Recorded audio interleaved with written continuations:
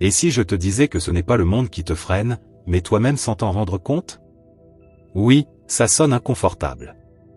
Pourtant, il existe des habitudes que tu pratiques chaque jour, en pilote automatique, et qui t'usent en silence.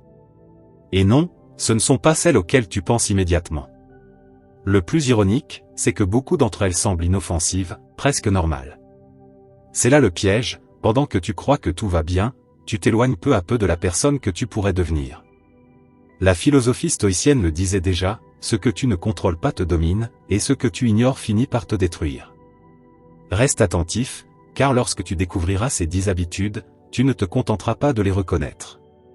Tu commenceras à voir ta vie autrement. Et cela, je te préviens, est irréversible. Avant de commencer, si tu trouves ces réflexions utiles, pense à t'abonner et à activer les notifications pour ne rien manquer des prochaines idées. Commençons. Chapitre 1, le poison lent. Imagine de l'eau qui chauffe. Une vieille histoire raconte que si tu plonges une grenouille dans de l'eau déjà bouillante, elle saute immédiatement. Mais si tu la mets dans de l'eau froide et que tu augmentes la température progressivement, elle reste immobile, ne perçoit pas le danger, ne réagit pas, et tu connais la fin. Tu n'es pas si différent de cette grenouille. Les habitudes qui te détruisent le plus ne frappent pas à ta porte avec fracas. Elles n'arrivent pas avec une musique dramatique. Elles s'installent en silence, discrètement, comme si elles portaient des pantoufles, et elles restent avec toi jusqu'au jour où tu te retournes et te demandes, quand est-ce que tout ça a commencé? Le véritable problème, c'est que ton cerveau est trop intelligent pour son propre bien. Il est conçu pour s'adapter, pour survivre. Et quand quelque chose de négatif dure longtemps, il le normalise. Il cesse de t'envoyer des signaux d'alerte, car il considère que c'est devenu ta réalité. Et c'est là le piège, confondre adaptation et bien-être.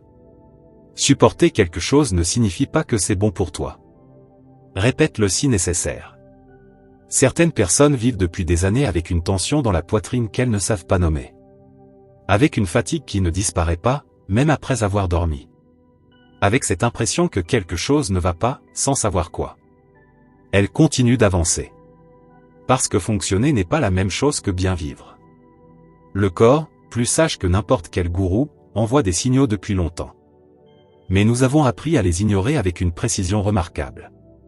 Les stoïciens le savaient, une souffrance petite et ignorée est souvent plus dangereuse qu'une grande douleur visible. Le véritable danger ne surgit pas dans les moments de crise. Il s'installe pendant ces années où tout semble, à peu près aller. Ces années où tout fonctionne, où personne ne se plaint, et où tu continues, en te disant, ça pourrait être pire.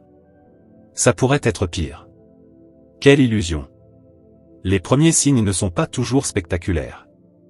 Parfois, ce sont un ennui profond. Une irritabilité sans raison. L'impression que les jours se répètent. Un bruit de fond mental constant. Et la clé n'est pas de chercher un grand événement responsable de tout cela. Elle se trouve dans les petits gestes du quotidien. Ceux que tu fais sans réfléchir. Ceux que tu considères insignifiants précisément parce qu'ils sont automatiques. Tu vas découvrir ici 10 de ces habitudes. Elles ne sont pas évidentes. Ce ne sont pas celles que tu sais déjà devoir changer. Ce sont les silencieuses. Celles qui vivent avec toi depuis des années sans que tu ne les remettes en question. Et le plus troublant? Elles sont totalement normales. Tout le monde les a. C'est justement pour cela qu'elles sont si dangereuses. Parce que ce qui est commun finit par ne plus être perçu comme un problème. Mais ce n'est pas parce que tout le monde fait quelque chose que c'est sage. Alors, prends un moment. Respire.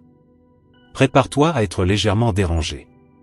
Car une connaissance qui ne dérange pas ne change rien. Le plus grand danger n'est pas le poison qui te rend malade immédiatement, mais celui qui te fait croire que tout va bien, pendant qu'il te détruit lentement. Et si cela a déjà éveillé quelque chose en toi, attends de voir la suite. Car l'habitude suivante est probablement celle dans laquelle tu te reconnaîtras le plus, sans jamais l'avoir soupçonné. Chapitre 2, le piège d'être toujours occupé. Dis-moi une chose, quand est-ce que tu n'as rien fait pour la dernière fois? Pas dormir. Pas regarder une série. Pas consulter ton téléphone. Rien. Juste être là. Sans produire. Sans consommer. Sans te justifier. Si tu as mis plus de 5 secondes à répondre, continue. Nous vivons dans une époque où l'épuisement est devenu un signe de fierté. Dans beaucoup de conversations, la personne la plus admirée est celle qui a l'agenda le plus rempli. Celle qui dit « je suis épuisé » comme si c'était un trophée. Celle qui dort peu, travaille beaucoup, et s'en vante. Mais cela ne la rend pas plus précieuse. Cela la rend plus fatiguée, et souvent moins efficace qu'elle ne le pense. Être constamment en mode urgence a un coût biologique réel. Le cortisol, l'hormone du stress, lorsqu'il est libéré en continu, ne te stimule pas, il t'épuise. Il altère la mémoire, complique la prise de décision, et ironiquement, te rend moins performant dans les tâches même qui t'occupent autant. Mais il y a une vérité que peu osent dire. Un agenda rempli n'est pas toujours le signe d'une vie pleine. Parfois, c'est exactement l'inverse. Parfois, nous remplissons nos journées pour éviter de nous écouter. Pour ne pas affronter cette question inconfortable qui insiste au fond de nous. Est-ce vraiment la vie que je veux ? Le bruit extérieur est un anesthésiant parfait contre le malaise intérieur. Et nous l'utilisons avec une précision chirurgicale. Les stoïciens insistaient sur l'importance du recul, du silence, du retour à soi. Le problème n'est pas d'être occupé. Le problème, c'est de faire de l'occupation une identité. Comme si s'arrêter était un échec. Comme si se reposer était une faiblesse, alors que c'est une nécessité biologique. Car un cerveau au repos n'est pas inactif. Il travaille différemment. Il relie les idées, résout des problèmes, traite les émotions. Les meilleures idées ne naissent pas dans les réunions interminables. Elles surgissent sous la douche, en marchant, dans ces moments où tu ralentis enfin.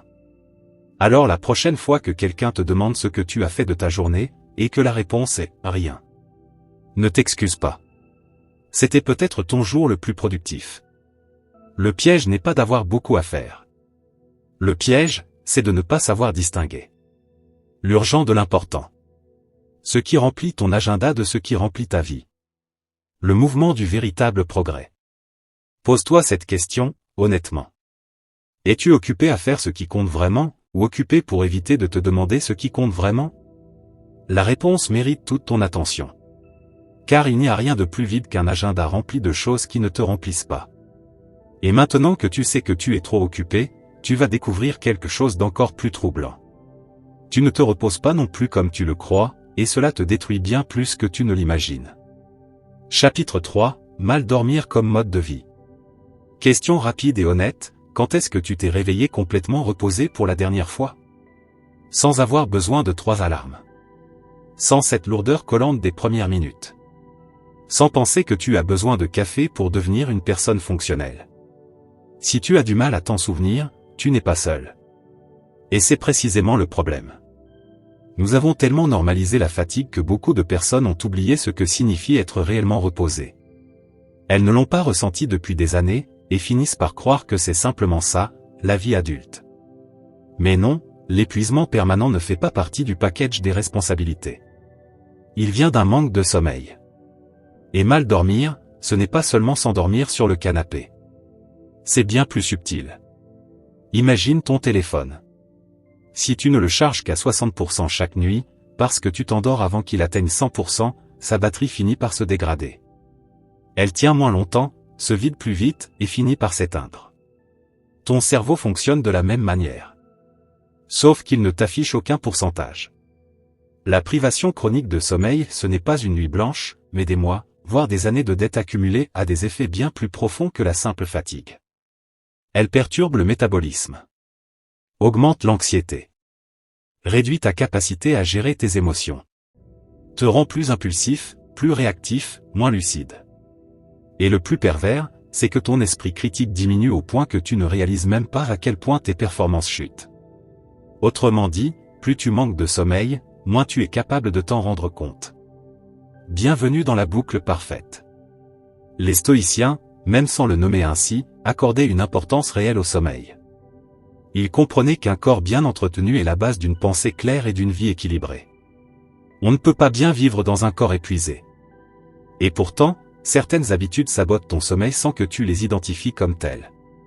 L'écran juste avant de dormir, dont la lumière bleue trompe ton cerveau en lui faisant croire qu'il fait encore jour. L'alcool, qui facilite l'endormissement mais détruit les phases de sommeil profond. Les horaires irréguliers, qui dérèglent ton horloge biologique. Ce n'est pas une question de luxe. C'est de la biologie. La solution n'est pas compliquée, mais elle demande de la discipline. Décider à quelle heure tu te couches, même s'il reste une notification non lue. Éteindre les écrans suffisamment tôt pour permettre à ton cerveau de ralentir. Respecter ton sommeil avec autant de sérieux qu'un rendez-vous professionnel. Parce que si tu ne te respectes pas toi-même, rien d'autre ne fonctionnera correctement. Un corps reposé n'est pas paresseux. C'est un corps capable de se concentrer, de réfléchir, d'être patient et de prendre de bonnes décisions. Tout ce que tu dis vouloir être. Le sommeil n'est pas du temps volé à ta productivité. C'est la condition pour qu'elle existe réellement. Celui qui dort bien ne fait pas moins. Il fait mieux, avec le temps qu'il a.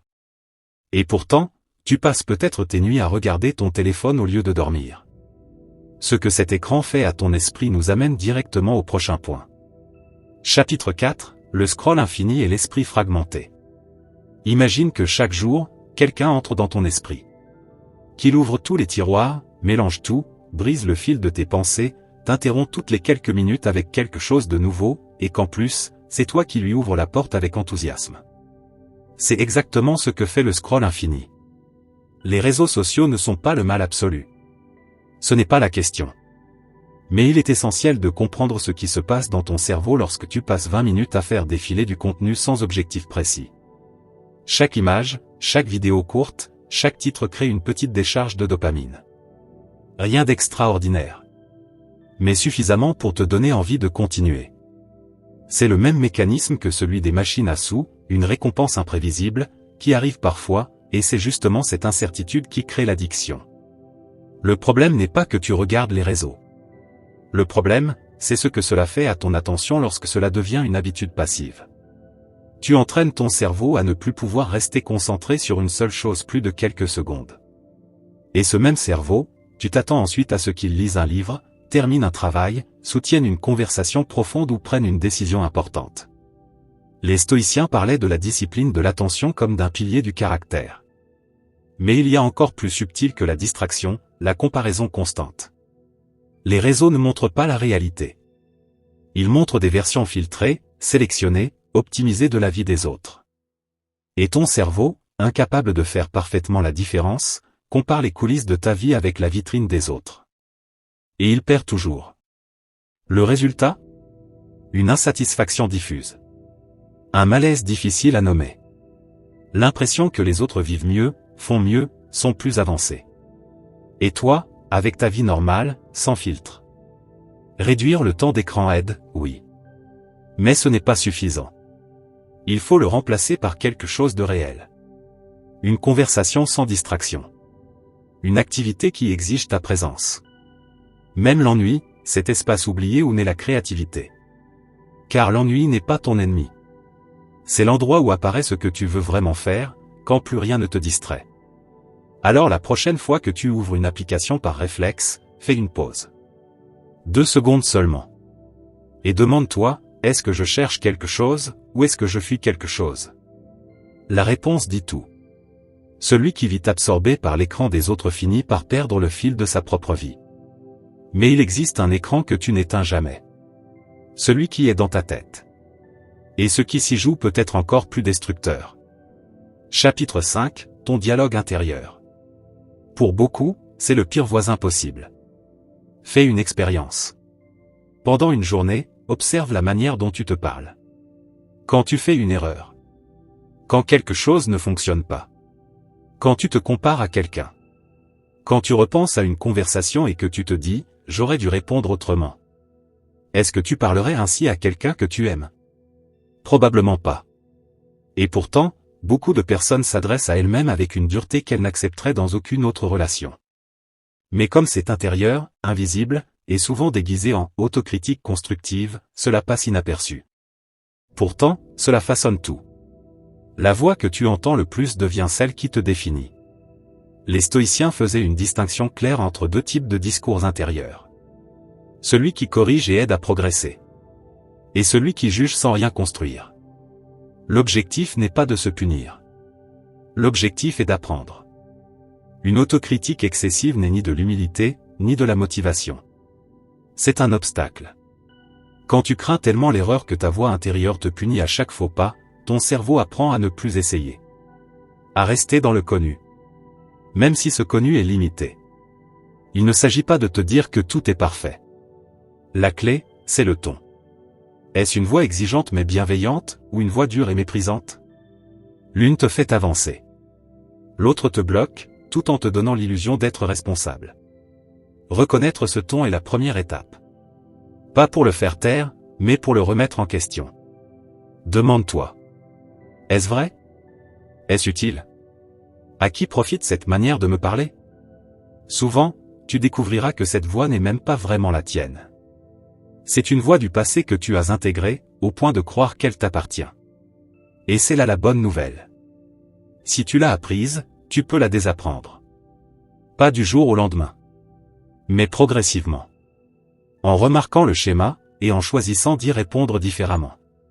Tu n'as pas besoin de t'aimer parfaitement dès aujourd'hui. Tu dois simplement commencer à te traiter avec le minimum de respect que tu offrirais à quelqu'un qui fait de son mieux. Prends soin de la voix dans ta tête. C'est celle qui passe le plus de temps avec toi. Tu te critiques, et en plus, tu alimentes cela par ce que tu mets dans ton corps. Le prochain chapitre parle de cela. Et tu ne t'y attends probablement pas. Chapitre 6, l'alimentation qui anesthésie ne nourrit pas. Nous n'allons pas parler de régime, ni de calories, ni même du fait que le sucre soit mauvais. Tu le sais déjà, et savoir cela n'a probablement pas suffi à changer quoi que ce soit. Parlons plutôt de quelque chose de plus profond. Pourquoi manges-tu ce que tu manges, quand personne ne te regarde? Repense à la dernière fois où tu as mangé sans avoir faim. Ce moment où tu t'es retrouvé devant le réfrigérateur sans vraiment savoir ce que tu cherchais, mais avec la certitude que tu cherchais quelque chose. Ou ce moment où tu as terminé un paquet entier sans même te souvenir d'avoir commencé. Ce n'est pas de la gourmandise. Ce n'est pas un manque de volonté. C'est que, dans ces instants-là, tu utilisais la nourriture pour combler quelque chose qui n'était pas une faim physique. Et lorsque cela devient une habitude, c'est l'un des comportements les plus silencieux et les plus destructeurs. Manger par anxiété, par ennui, par récompense, par solitude, par automatisme. Ce sont des formes d'alimentation que l'on reconnaît rarement comme telles. Parce que la nourriture est socialement acceptée comme moyen de gérer les émotions. Une rupture, une mauvaise journée, un moment de stress, une célébration, tout passe par la cuisine. Tout semble trouver une solution dans une assiette. Pendant ce temps, ton corps enregistre tout. Les aliments ultra transformés, ces produits qui ressemblent à de la nourriture mais qui sont surtout des listes d'ingrédients, n'affectent pas seulement ton corps. Ils influencent aussi ton microbiote intestinal, cette communauté de bactéries qui communiquent directement avec ton cerveau. Et cela a un impact réel sur ton humeur, ton énergie et ta capacité à gérer le stress. Ce n'est pas une métaphore. C'est de la biologie. Les stoïciens considéraient le corps comme l'instrument à partir duquel on vit. En prendre soin n'était pas un objectif en soi, mais une condition pour vivre correctement et penser clairement. La modération, pour eux, n'était pas une privation, mais une forme de respect de soi. Et souvent, ta relation à la nourriture reflète ta relation à toi-même. La précipitation en mangeant. La culpabilité après. L'absence de présence pendant le repas. Tout cela parle de quelque chose de plus profond que la simple nutrition. Il ne s'agit pas de manger parfaitement. Il s'agit de manger en conscience. Avant d'ouvrir le réfrigérateur, pose-toi une question simple, de quoi ai-je réellement besoin en ce moment? Parce que si la réponse est du repos, de l'affection, de la connexion ou simplement une pause, la nourriture ne pourra pas te l'apporter. Elle ne fera que combler temporairement le vide. Puis il reviendra. Souvent accompagné de culpabilité. Tu n'as pas besoin de tout changer d'un coup. Commence simplement par une pause de 5 secondes. 5 secondes pour te demander ce qui se passe vraiment en toi. Parfois, cela suffit à changer ta décision. Et même si ce n'est pas le cas, au moins, elle devient consciente. Et il y a quelque chose de puissant à agir en conscience, même imparfaitement. Tu n'as pas toujours faim de nourriture. Parfois, tu as faim de quelque chose qu'aucun repas ne peut te donner. Tu viens de comprendre que ce que tu mets dans ton corps compte. Mais il y a aussi ce que tu ne fais pas, et qui compte tout autant. Chapitre 7, la sédentarité déguisée en fatigue. Je suis épuisé. Je n'ai pas le temps. Quand je rentre, je n'ai plus d'énergie. Tout cela est compréhensible. Mais souvent, c'est l'inverse de la réalité. Car l'une des grandes ironies du corps humain, c'est que le manque de mouvement n'est pas seulement une conséquence de la fatigue. Très souvent, c'en est la cause principale. Un corps sédentaire ne se repose pas. Il stagne. Et cette stagnation crée encore plus de fatigue. Imagine une rivière. Quand elle coule, l'eau est claire, vivante, oxygénée. Quand elle stagne, elle devient trouble, lourde, et rien n'y prospère. Ton corps, sans mouvement, ressemble à cette eau stagnante. Et ce n'est pas un discours motivant, c'est un fait biologique. La sédentarité favorise une inflammation chronique de bas niveau, liée à la fatigue mentale, à l'anxiété et même à la dépression. Bouger régulièrement est l'un des leviers les plus puissants pour ton système nerveux. Pas parce que cela te transforme en super-héros, mais parce que cela régule le cortisol, libère des endorphines, améliore le sommeil, clarifie l'esprit, réduit les effets du stress. C'est, en quelque sorte, le médicament le plus complet qui existe. Et pourtant, l'excuse « je n'ai pas le temps » revient sans cesse. Mais en réalité, ce n'est pas une question de temps. C'est une question de priorité. Tu n'as pas le temps, tu n'as simplement pas encore décidé que c'était important. Et il est essentiel de ne pas confondre les deux. Il ne s'agit pas de devenir un athlète. Il s'agit de bouger. 30 minutes. Marcher. Monter des escaliers. Faire n'importe quoi qui sorte ton corps de l'inertie.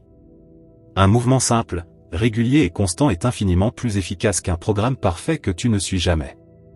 La perfection est l'ennemi du possible. Et ici, le possible peut tout changer. Quand le corps bouge, l'esprit bouge aussi. Les problèmes semblent plus légers en marchant. Les décisions deviennent plus claires en avançant. Ce n'est pas de la magie. C'est de la physiologie. Alors la vraie question n'est pas « ai-je le temps de bouger ?» mais plutôt « puis-je me permettre de ne pas le faire ?» Un corps en mouvement ne change pas seulement de position. Il change de perspective. Tu as regardé en toi. Tu as regardé ton corps. Maintenant, regarde autour de toi. Car certaines personnes dans ta vie te prennent plus d'énergie qu'elles ne t'en donnent, et tu ne t'en rends peut-être même pas compte.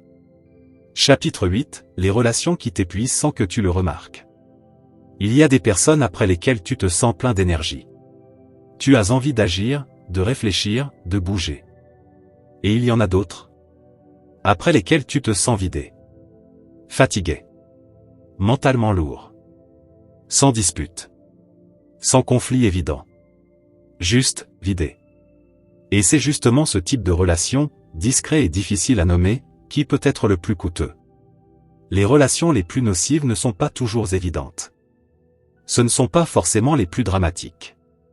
Les plus difficiles à repérer sont celles qui sont moyennes. Ni mauvaises, ni vraiment bonnes. Celles qui laissent une sorte de fatigue émotionnelle après chaque interaction. Et le problème, c'est qu'il n'y a pas de moment précis à pointer du doigt. Rien de clair. Rien de spectaculaire. Juste une sensation diffuse, que tu minimises. Ce n'est pas si grave. Et pourtant, semaine après semaine, cette relation te vide peu à peu. Cela touche directement à la question des limites. Pas celle que tu imposes quand tu es à bout. Mais celle que tu poses avant d'en arriver là. Sans limite, même une relation potentiellement saine devient une source de stress et de frustration. Pas forcément parce que l'autre est une mauvaise personne, mais parce qu'il n'y a pas de cadre. Les stoïciens étaient très clairs, tu ne contrôles pas le comportement des autres. Mais tu peux décider ce que tu acceptes, et ce que tu refuses. Et cette décision t'appartient entièrement. Souvent, ce qui maintient ces relations, c'est la peur. Peur du conflit. Peur de l'abandon. Alors on préfère rester dans un inconfort familier, plutôt que de risquer une discussion difficile. Et pendant ce temps, ces relations occupent de l'espace, et empêchent d'autres, plus nourrissantes, de prendre leur place. Tolérer ce qui te vide est aussi une habitude. Mais une habitude qui peut être changée. Cela ne signifie pas toujours s'éloigner.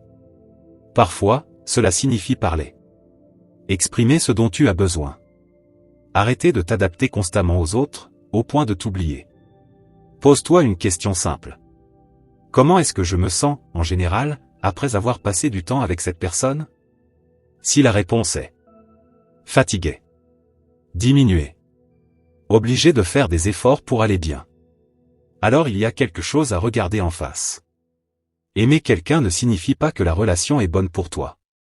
Et le fait que quelqu'un fasse partie de ton passé ne signifie pas qu'il doit rester dans ton présent, de la même manière. Les relations saines ne te demandent pas de te réduire. Elles te permettent de grandir. Certaines personnes ajoutent à ta vie. D'autres en retirent. Apprends à faire le calcul avant d'investir ton temps. Tu viens de voir comment les relations peuvent drainer ton énergie. Mais il existe quelque chose que tu fais seul, sans personne autour. Et qui te vole tout autant. Cela s'appelle la procrastination. Et ce qu'elle cache vraiment pourrait bien te surprendre. Chapitre 9, remettre à plus tard comme mode de vie. Tu as quelque chose en attendant ce moment. Oui, pendant que tu lis ces lignes, il y a quelque chose que tu repousses depuis des jours, des semaines, peut-être même des mois. Et tu sais exactement de quoi il s'agit. Parce qu'au moment où tu as lu cela, l'idée est apparue dans ton esprit avec une clarté totale.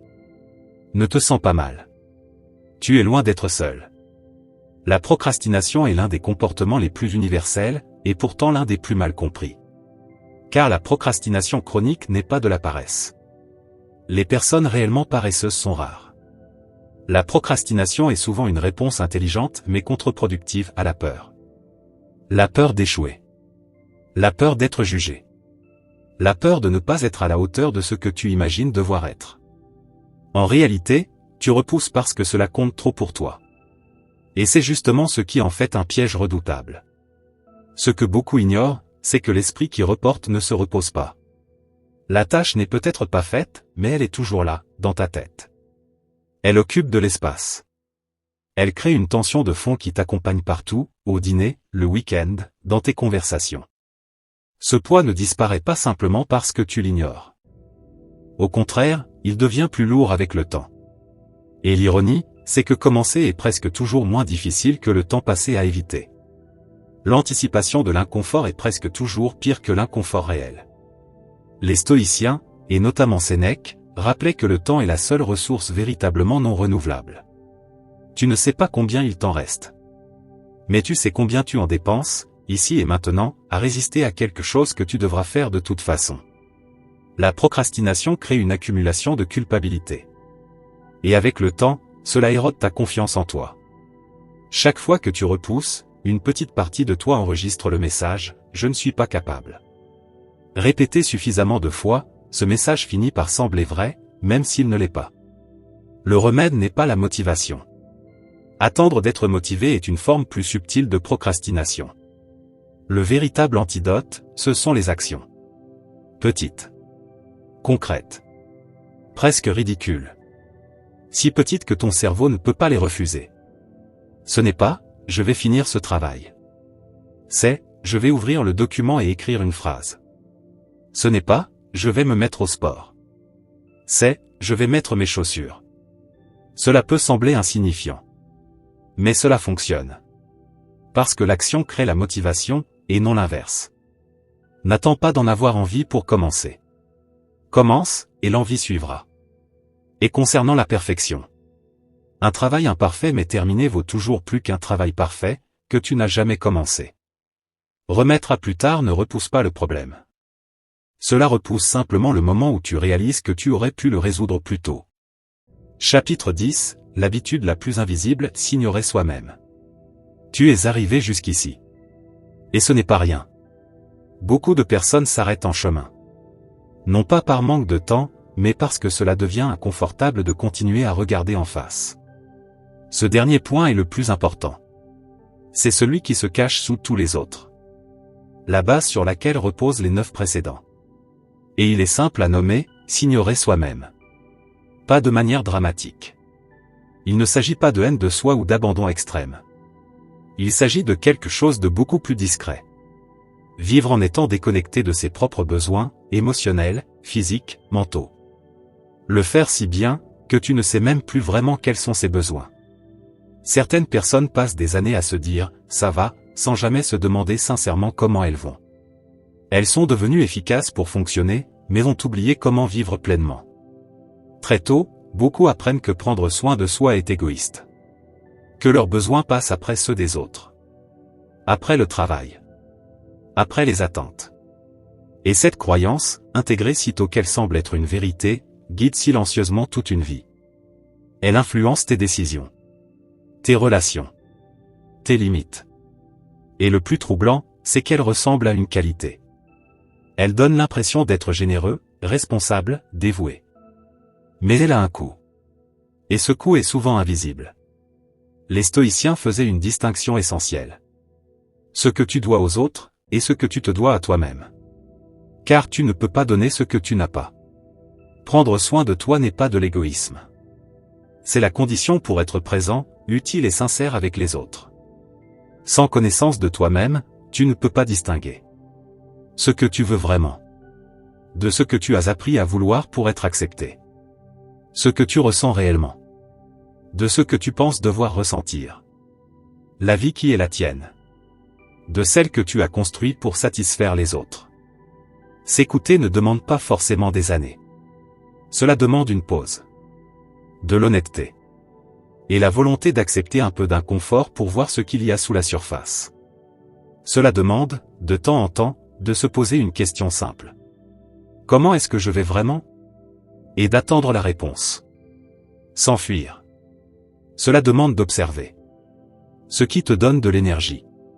Ce qui t'en enlève. Ce qui te fait te sentir à ta place. Ce qui te donne l'impression de jouer un rôle. Ce dont tu as besoin, mais que tu ne t'accordes pas. Tu n'as pas besoin de tout comprendre d'un coup. Tu dois simplement commencer à faire attention à toi. Car tout ce que tu as lu jusqu'ici converge vers cela. L'agitation constante. Le manque de sommeil. Le scroll infini. Les critiques intérieures. La nourriture utilisée comme refuge. L'inactivité. Les relations épuisantes. La procrastination. Tout cela, au fond, est une manière différente de t'ignorer. Et le chemin inverse commence au même endroit. Décider que tu mérites ton attention. Pas comme une résolution temporaire. Pas comme un projet. Mais comme un choix calme et ferme. Vivre avec plus de présence. Plus d'honnêteté. Et plus de respect pour toi-même. Car au final, ta vie est exactement le reflet de ce à quoi tu prêtes attention. Le plus grand acte de courage n'est pas d'affronter le monde. C'est de te regarder toi-même avec honnêteté, et sans précipitation. Si tu es arrivé jusqu'ici, écris en commentaire, ton pire ennemi, c'est toi-même. Pense à t'abonner, à activer les notifications et à laisser un commentaire pour aider l'algorithme à diffuser ce contenu à d'autres personnes qui en ont besoin. Cela nous motive à continuer. Je t'invite aussi à regarder les 2 prochaines vidéos recommandées. Merci sincèrement pour ton temps et ton attention. On se retrouve très bientôt pour la suite.